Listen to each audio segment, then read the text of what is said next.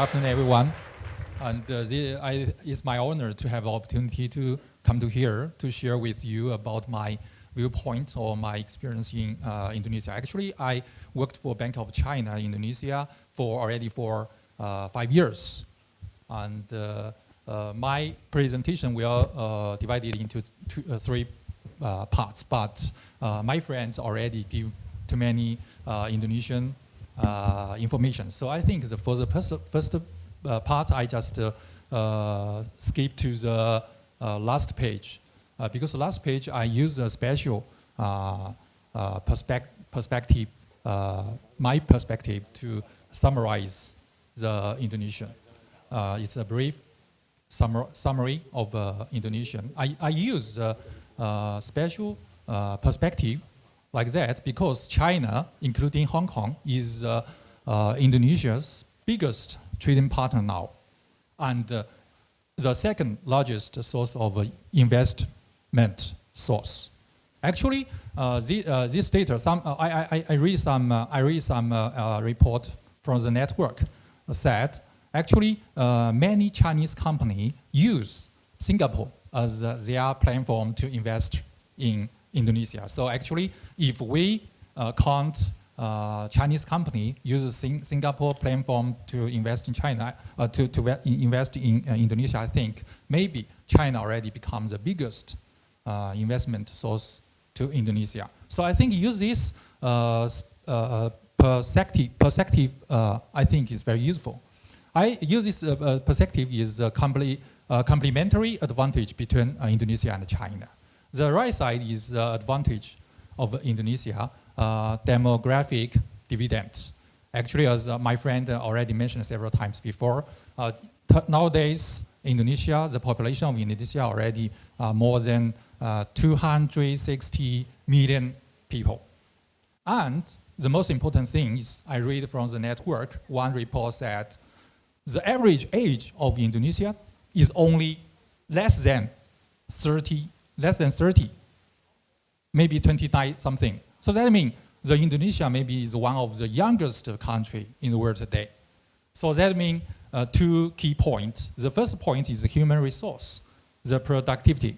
The second one will be the very huge consumer demand, very potential market nowadays in the world. This is the first one, demographic dividend. The second advantage of Indonesia is, I think, is nature resources, especially the energy, including the nature, gas, the coal, and the mining, especially the laterite.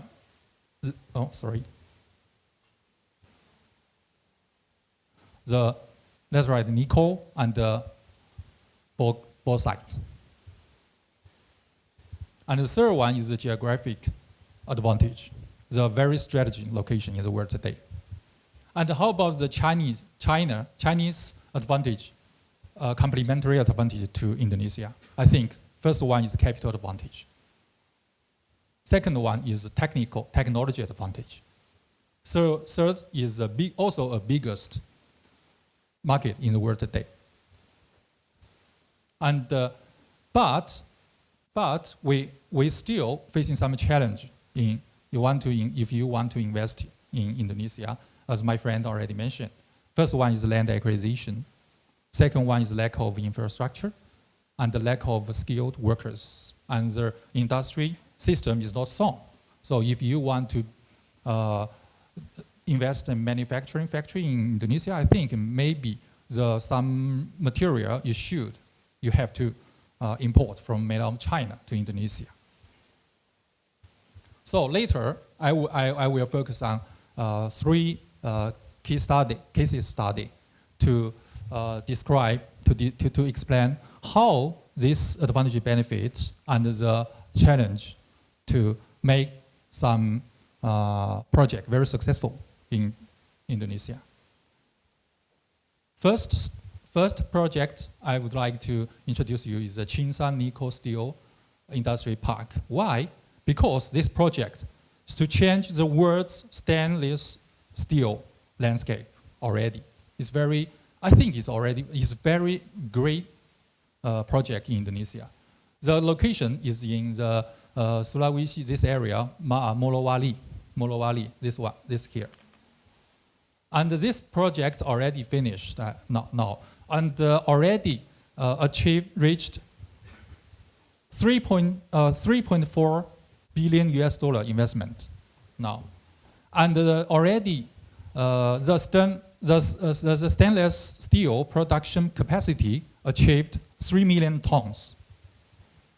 The project raised Indonesia's stainless steel production capacity from 0 to the second highest in the world today. Already overtake India, only behind China now.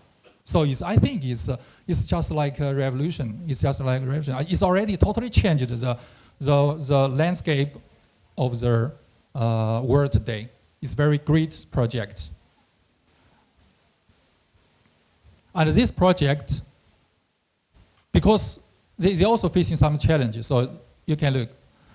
Because lack of infrastructure, so this project, they built the wharf by themselves. And they also built a power plant by themselves. From the short term, it increased the investment cost significantly. But from the long term, actually, the project owner can control the cost by themselves. And I think for the long term, it's better for them. And we can back to the complementary advantage. This project, how to use the advantages for their project successful.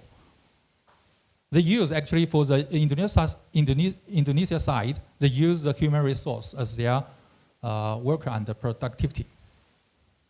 And they use the Indonesia nature resource, the core, to provide the energy used through the power plant. And they also use the nickel as their raw material. And from the China side, they use the capital 100% from China, including the equity, including the banking, the financing from bank. We are the major lender to this project. And I think the most important thing is the technology advantage from China, because this project now currently uses most advanced technology in the world today. We can call it RKEF. And they will upgrade a new productivity line, use a more advanced technology named HPAL. And use the RKEF technique. The final products will be the stainless steel. But if they, in the future, they will add a new productive line, use HPAL technique. So the final products will be the nickel and cold tile. So what's those two things? Actually, those two things is the main material for the battery. So in the near future, I think this project will change the world scheme again. So they will contribute to the electricity vehicle. Because currently the electric vehicle, the problem is only the cost of the battery is very high. If their new project is successful, so they will decrease the cost of the battery significantly in the world for the whole world. So I think they will change the world landscape again for the electric vehicle sector. So I think I'm very, how to speak, in the near future, I think this project will be upgraded significant. And but how about they handling their challenge? They actually the first challenge they are facing is the land acquisition. Actually, in Indonesia, almost all of the big projects they are facing the land acquisition problem.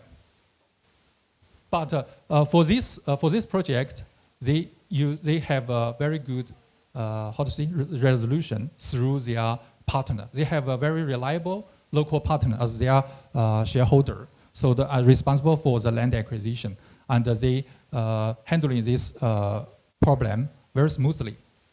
And how And also they are facing lack of infrastructure, but they built their own off and the power plant to do it. I already explained to you.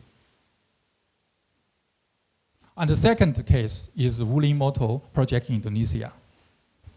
Their product vehicle, and the total investment already reached 700 million, and the production capacity is 120 vehicle per year, and their market share now steadily increased.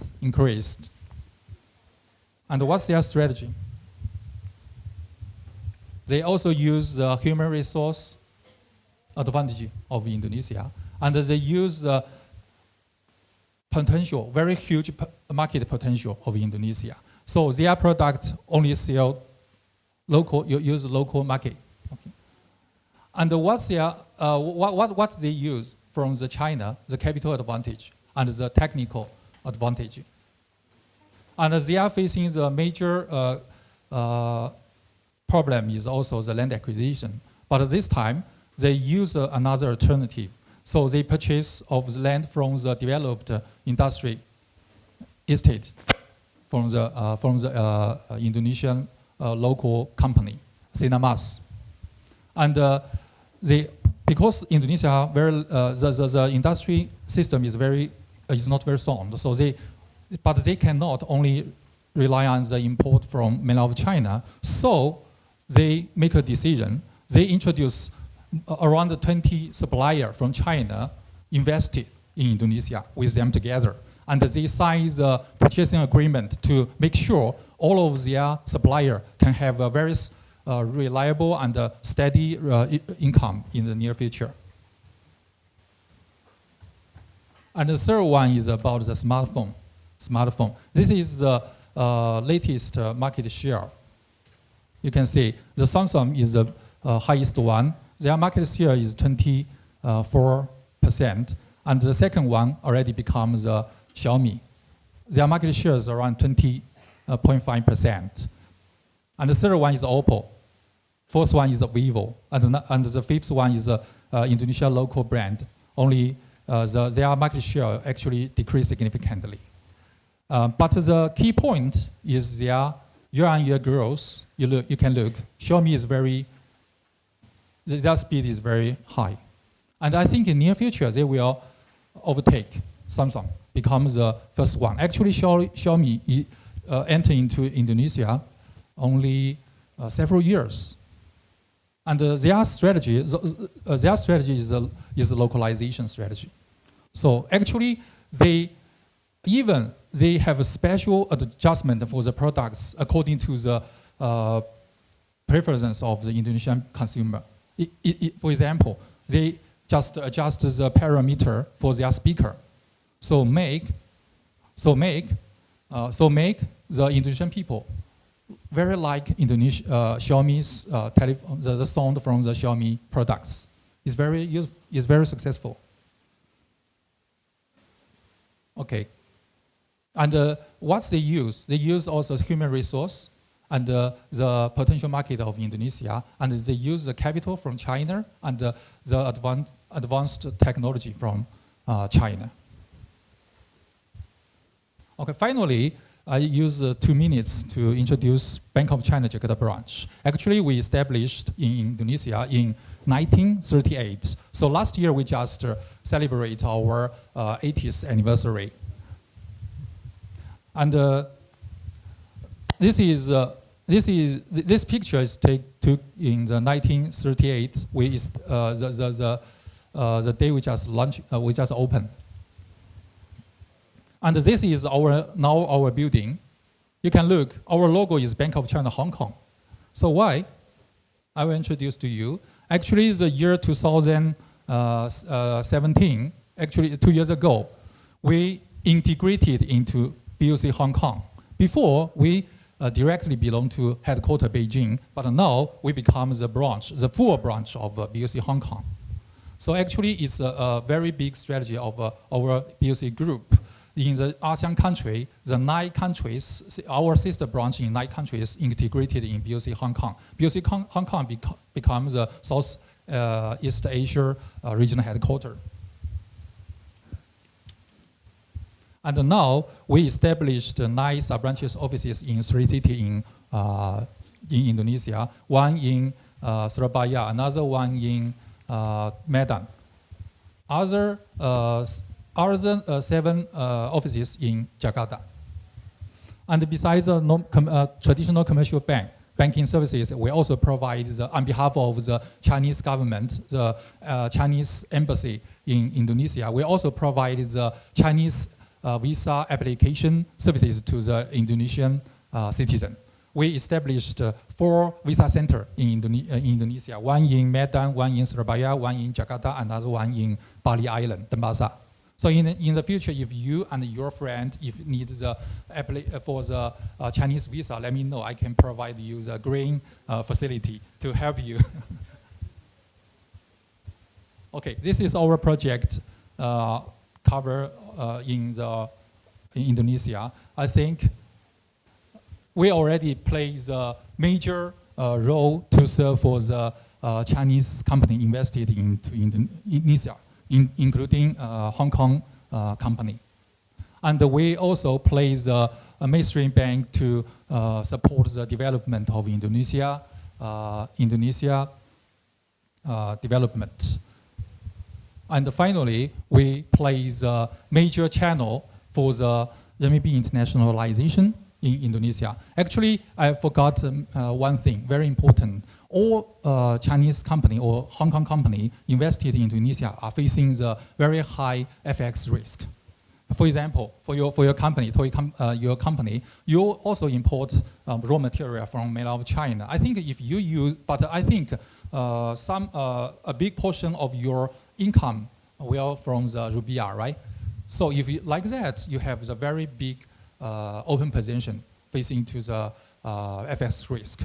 If you use US dollar to settlement with mainland China, your supplier, right? But you can change to use renminbi as your settlement currency. So you can use the simple action to make your FX risk decrease around 50%. So it's very strategy idea. So actually, a Bank of China Jakarta branch is currently the market share for the renminbi business in Indonesia is 63%. And this year's, you can look, this year's the renminbi cross-border settlement volume in Indonesia is increased significantly. Why? Because the relationship between Indonesia and China closer and closer. So finally, if you ask me to summarize Indonesia, use one word. I would like to tell you potential. If you ask me to use 3 sentences to describe Indonesia, I think first is human resource, secondly is natural resource, thirdly is a huge market. So welcome everyone to come to Indonesia. I hope I have opportunity to meet with all of you in Indonesia. And I also welcome you to visit Bank of China Jakarta branch if you come to Indonesia. Thank you.